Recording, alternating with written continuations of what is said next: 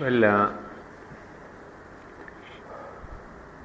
I have changed the title. If you notice there, last time I had called this as the 12 attributes of the mother.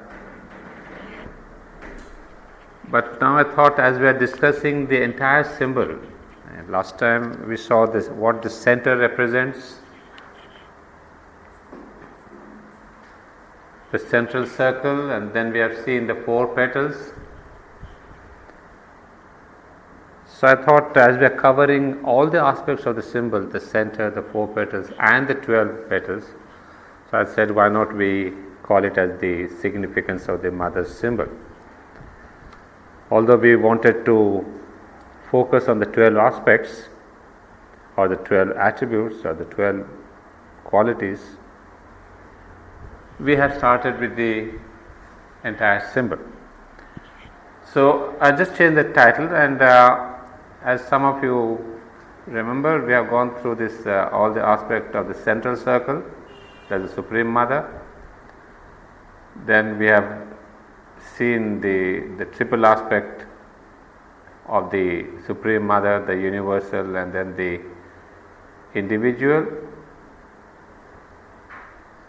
And this is what we had seen at the end of it, where Sri Aurobindo describes that that this Supreme Mother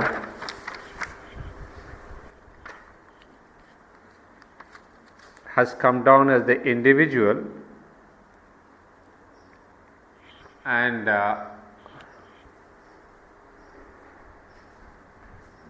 you see the quote, "The personally too she has stooped to descend here into the darkness that she may lead it to the light, into the falsehood and error that she may convert it to the truth, into this death that she may turn it to godlike life, into this world pain and its obstinate sorrow and suffering, that she may end it in the transforming ecstasy of her sublime Ananda." Well, as soon as we read that, we said we remember the famous prayer from the Upanishadic Vedic times, "Asato ma satgamaya, tamaso ma jyotirgamaya, mrityor ma," there is a spelling mistake there, "mrityor ma amritam gamaya." The aspect, the fourth one, where Sri Aurobindo says the world pain she wants to transform into sublime Ananda. That's where I've added a line, "Dukher ma anandam gamaya."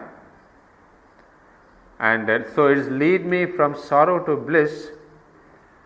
I think I would prefer now to change that to what Sri Aurobindo says, "Lead me from world pain to bliss." That would be a proper translation, I suppose, using Sri Aurobindo's own words. After that, we have seen the mantra, and I remember we stopped with this mantra in our last class.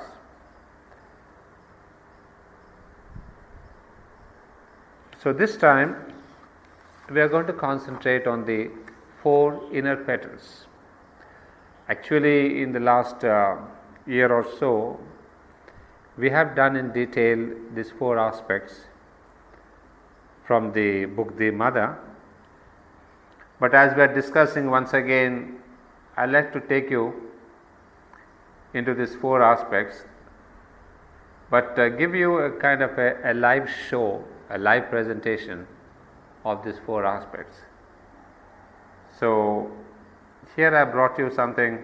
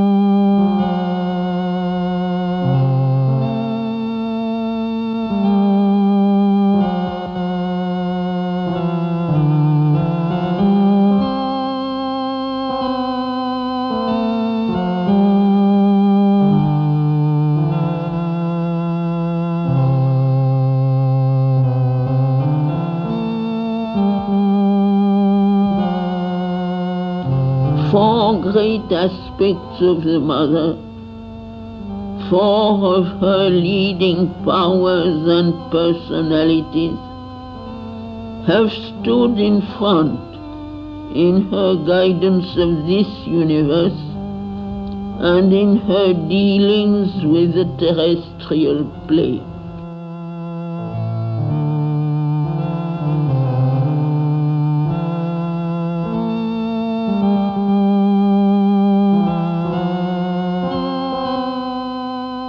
To the 4, we give the 4 great names: Maheshwari, Mahakali, Mahalakshmi, Mahasaraswati.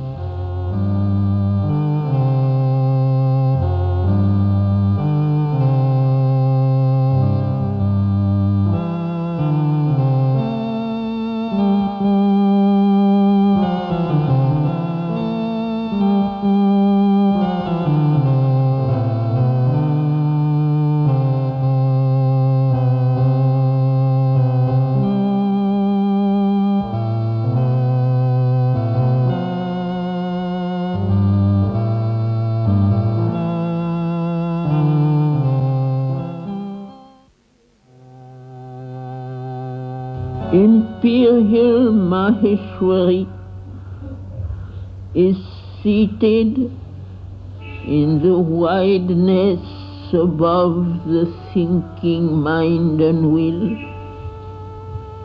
and sublimates and greatens them into wisdom and largeness, or floods with a splendor beyond them.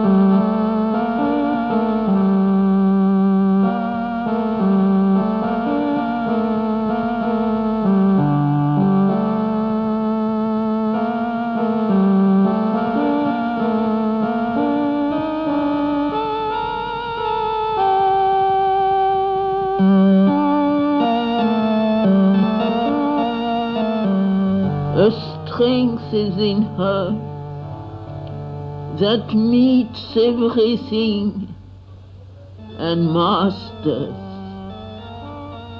and none can prevail in the end against her vast, intangible wisdom and high, tranquil power.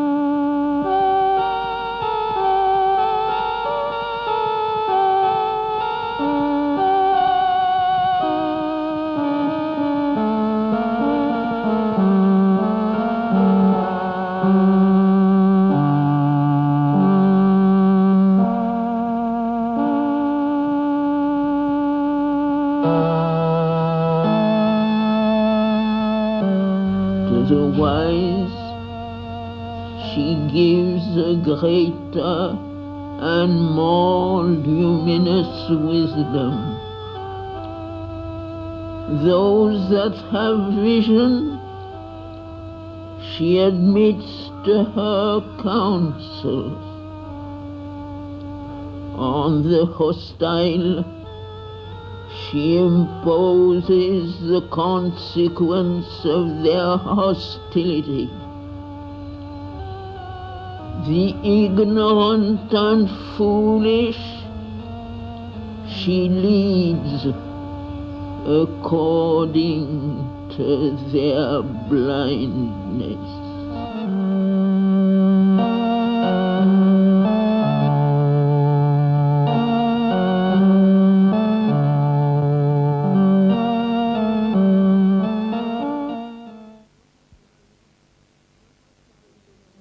Mahakali is of another nature, not wideness but height, not wisdom but force and strength are her peculiar power.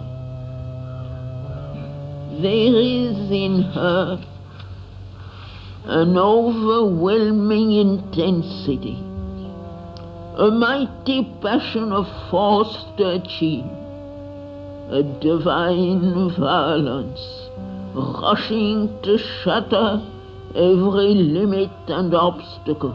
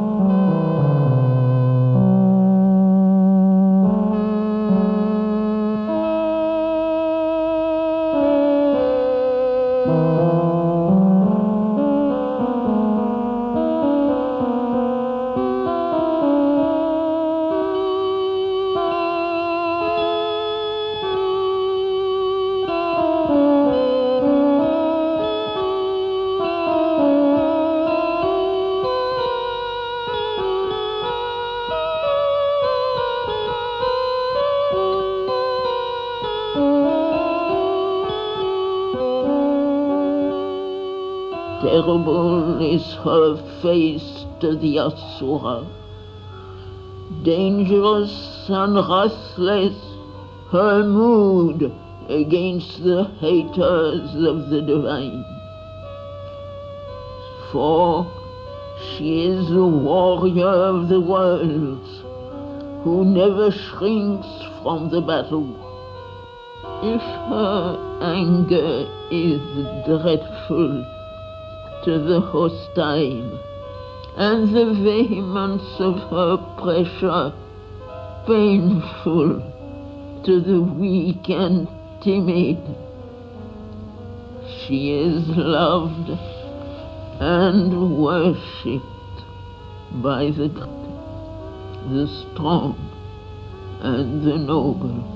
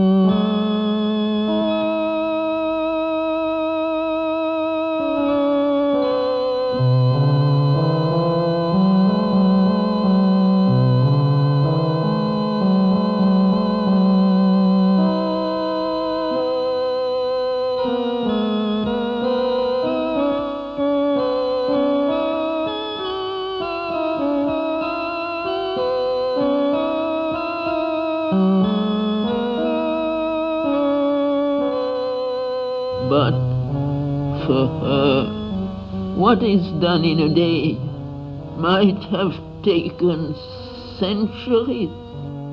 Therefore, with her is the victorious force of the divine, and it is by grace of her fire and passion and speed if the great achievement can be done now rather than hereafter.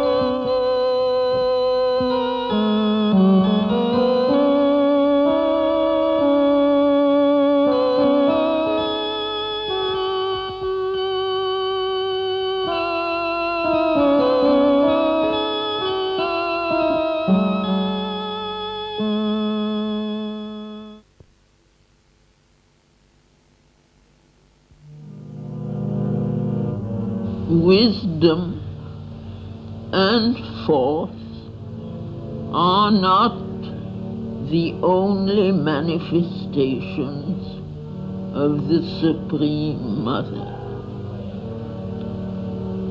There is a subtler mystery of her nature, and without it, wisdom and force would be incomplete things, and without it, perfection would not be perfect.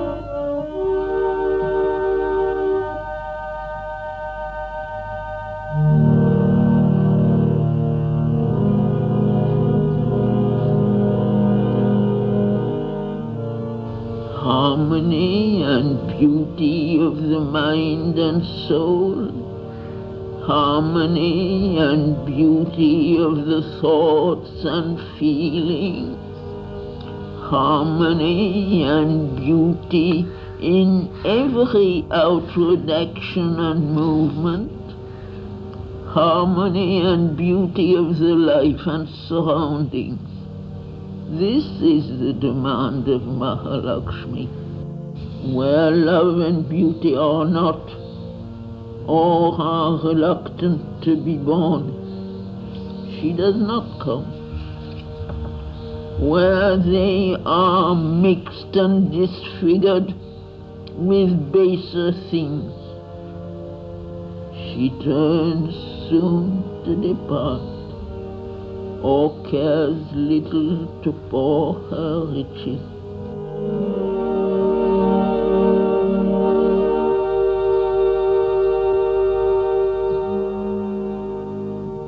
Admitted to the heart, she lifts wisdom to pinnacles of wonder and reveals to it the mystic secrets of the ecstasy that surpasses all knowledge.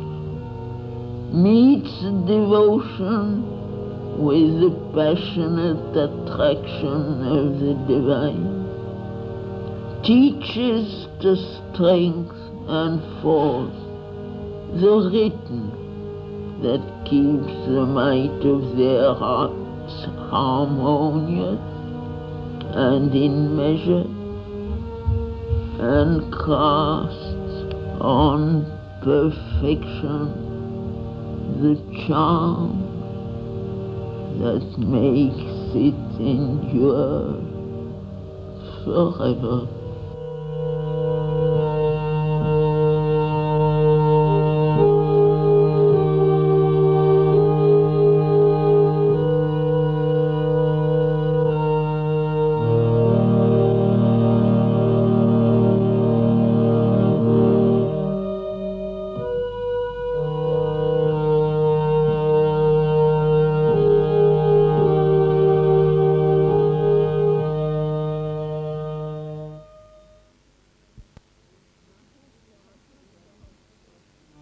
Mahasaraswati is the mother's power of work and her spirit of perfection and order.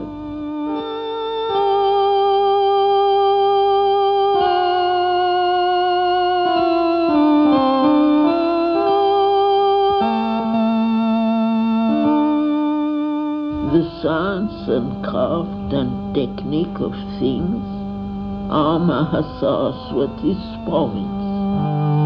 Nothing short of a perfect perfection satisfies her, and she is ready to face an eternity of toil, if that is needed for the fullness of her creation. A mother to our wants, a friend in our difficulties, a persistent and tranquil counselor and mentor, chasing away with her radiant smile the clouds of gloom and fretfulness and depression, reminding always of the ever-present help, pointing to the eternal sunshine. She is firm, quiet, and persevering in the deep and continuous urge that drives us towards the integrality of the higher nature.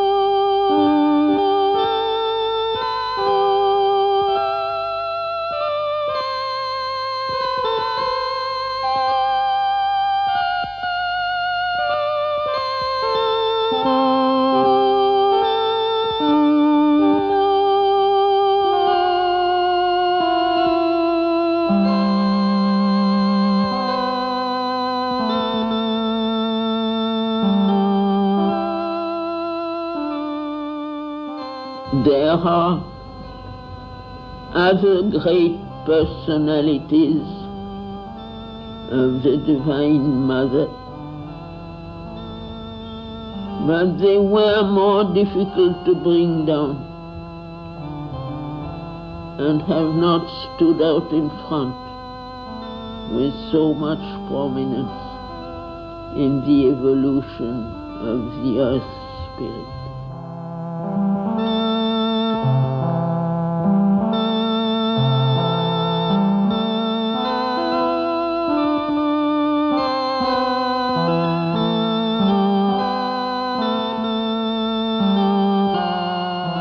Only when the four have founded their harmony and freedom of movement in the transformed mind and life and body can those other rarer powers manifest in the earth movement and the supramental action become possible. For when her personalities are all gathered in her and manifested, and their separate working has been turned into a harmonious unity, and they rise in her to their supramental Godhead, then is the Mother revealed as the supramental Mahashakti and brings pouring down her luminous transcendences from their ineffable ether.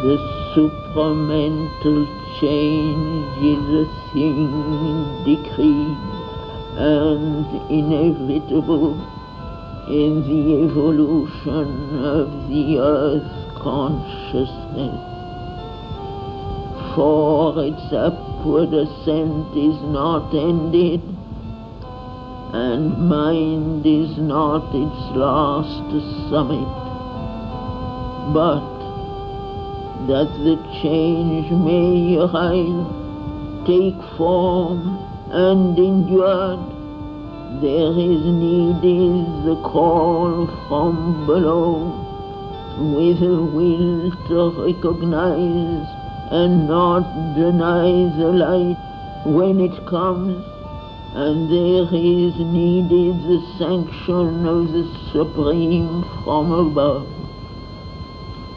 The power that mediates between the sanction and the call is the presence and power of the Divine Mother.